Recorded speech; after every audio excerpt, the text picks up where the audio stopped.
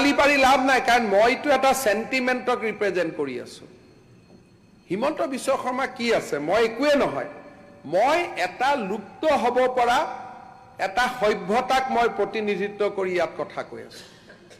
গতিকে আপোনালোকে যেতিয়া আমাক সমৰ্থন কৰিব যে হয় ট্ৰাইবেল বেল্ট এণ্ড ব্লক কৰি দিয়ক ছাৰ, বটদ্ৰৱা কৰি দিয়ক, ধুবুৰীত কেইটুকুৰমান মাটি বাচি আছে আপোনালোকে ৰাখি থওক, আমাৰ আপত্তি নাই, তেতিয়াহ'লেতো কোনে আপোনালোকক না ক'ব, কোনে আপোনালোকক বিৰোধিতা কৰিব?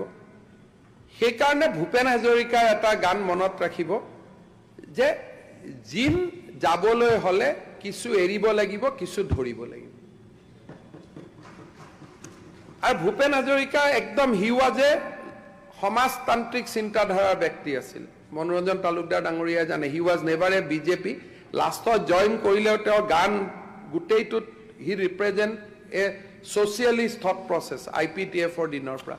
কিন্তু ভূপেন হাজৰিকায়ো লিখি থৈ গৈছিল, জিন যাবলৈ হ'লে কিছু এৰিব লাগিব, কিছু ধৰিব লাগিব। মই সমৰ্থন কৰিছো জাকিৰ হুছেইন ডাঙৰীয়া যে আপোনালোকে জিন যাব খুজিছে এই মাটিত, যদি জিন যাব খুজিছে কিছু এৰিব লাগিব, আৰু এৰাখিনি আপোনালোকে ৰেডি হৈ লওক যে এইখিনি আমি এৰি দিম।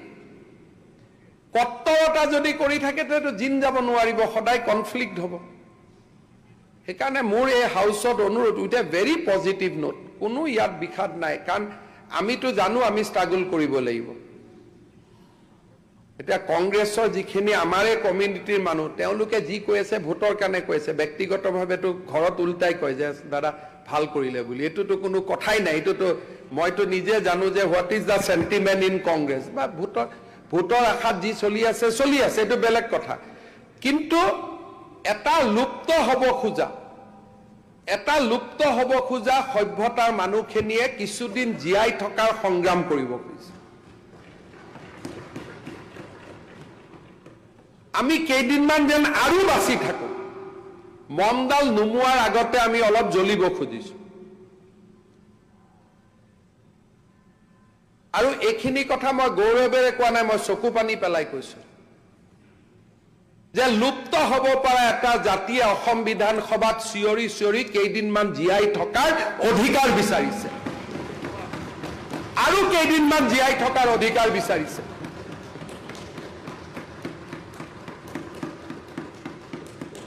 ধুবুৰী গ'ল, গোৱালপাৰা গ'ল, বৰপেটা গ'ল, দৰং গ'ল, নগাঁও গ'ল, মৰিগাঁও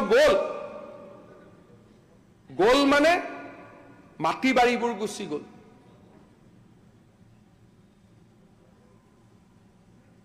সেইকাৰণে মই বাৰে বাৰে কৈ আছো যে এটা লুপ্ত হ'ব পৰা জাতি, আপোনালোকে আমাৰ লগত আগ্ৰাসী নহ'ব। আমি জীয়াই থকাৰ এটা সংগ্ৰাম কৰি আছো যে কেনেকে আৰু কেইদিনমান জীয়াই থাকিব পাৰো। আৰু স্যাৰ এইটো গোল বুলি কৈছে স্যাৰ, কেনেকে স্যাৰ অসমীয়া জাতি অসমীয়া সমাজখন যাব পাৰে স্যাৰ? 1920 নগাঁও জিলাত স্যাৰ স্যাৰ অসমীয়া মাধ্যমৰ ব্ৰিটিছে স্থাপন কেনেকে ক'ব পাৰে? আপোনালোকৰ ঢিঙত আজি শুনিলো আমি প্ৰটেষ্ট কৰিছো, যাওক আপোনালোক গৈ লাজ লাগিব লাগে, আপোনালোকক লাজ লাগিব লাগে, প্ৰটেষ্ট কৰক। ইতিহাসে আপোনালোকক কেনেকে চাব? কংগ্ৰেছক 21 চনৰ সেন্সাস ফিগাৰ ওলোৱাৰ পিছত আপোনালোকে নিজে দুখ কৰিব। 21 চনৰ সেন্সাস ফিগাৰ ওলোৱাৰ পিছত ইয়াৰ গাত অসমীয়া তেজ নাই।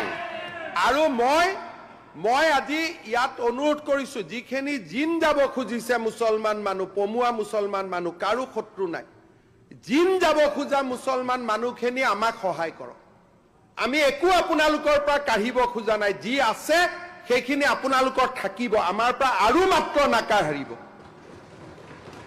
যি আছে আমি আপোনালোকৰ পৰা আৰু আপোনালোকৰ পৰা কোনো কাঢ়ি লোৱাৰ আকাংক্ষা নাই। সেইকাৰণে আইনখনত মই আনিছো যে যাৰ মাটিত বহি আছে ই বহি থাকিব। ইয়াত মই লিখা নাই যে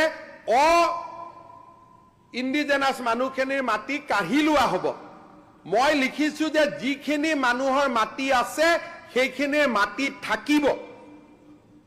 মাত্ৰ এটাই অনুৰোধ, যদি আপোনালোকে জিন যাব খুজিছে ভূপেন হাজৰিকা ডাঙৰীয়াৰ ভাষাত, আমাৰ পৰা আৰু নাকাঢ়িব।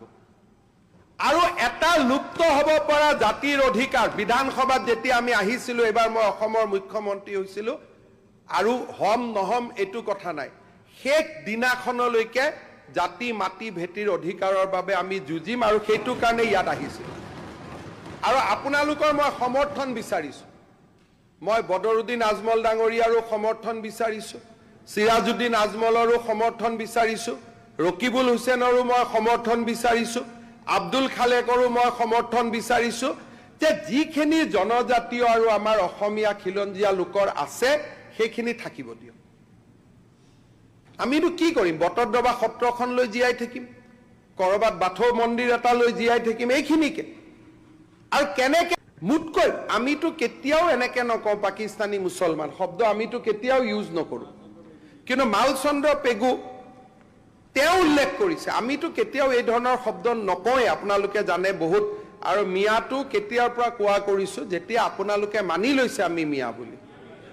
তাৰ আগতেতো মিয়া শব্দটো আমি নকৈছিলোঁ, খুব সাৱধানে কৈছিলোঁ যে পূৰ্ববংগীয় অনুপ্ৰৱেশকাৰী, এই ধৰণৰ শব্দ কৈছিলোঁ। যেতিয়া আপোনালোকে মিয়াটো সৰ্বসন্মতিক্ৰমে মানি ল'লে যে আমি মিয়া বুলি, তেতিয়াহে আমি মিয়াটো কওঁ। আজি আগতে মিয়া নকৈছিলোঁ। আমি সৰ্বসন্মতিক্ৰমে কোনে মানি লৈছে? এক চেৰমানি মানিলে আমি মানিছোঁ। আচ্ছা, তেতিয়াহ'লে এইটো মই নাজানো, মই মানা বুলি ভাবিছিলোঁ। কাৰণ আমাৰ চেঙাৰ বিধায়ক তেওঁ মিয়াটো মানি লৈছিলে। এতিয়া যদি মানি লোৱা নাই, এইটো মানা নাই, এইটো মানা নাই। আচ্ছা, তেতিয়াহ'লে